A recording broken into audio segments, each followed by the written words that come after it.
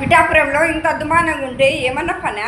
చిన్న పిల్లను ఆ పాప హాస్పిటల్లో అడ్మిట్ అయితే వాడిని ఉరి తీయండి. ఫస్ట్ వాడిని ఉరి తీయాలి. చంద్రబాబు, నువ్వు ముందు దిగిపో. పిల్లలు అగహత్యలు చేస్తున్నారు. చిన్న పిల్లని వదలలేరు. మీ నాలుక తెగ, మీ ధూము తెగల, మీ గోరిగట్ట ఒక్కొక్కటి ఏళ్తున్నారు కదరా. మీరు మనుషులేనారా? పనికమాల ముండా కొడుకలారా, పసికందులు ఏం చేస్తున్నారా? మీకు నీ పిల్లలను రా కొడక, నీ పిల్లలను చూసుకోరా నా కొడక. పరాయి పిల్లలు కావాల్సి వచ్చిందిరా. ఆటోలో తీసుకుపోయి ఇంకొక ఆడిముండ దానికి బట్టలు తీసుకుంటారా దాన్ని. నిన్ను రా బాడకో.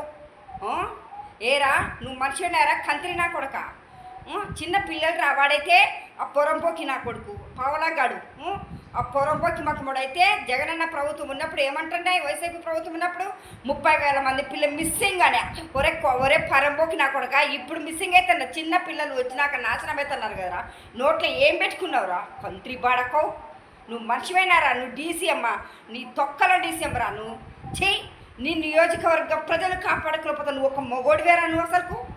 కంత్రి మక్కమోడా, సన్యాసి వేషం వేసుకొని తిరుగుతున్నావు.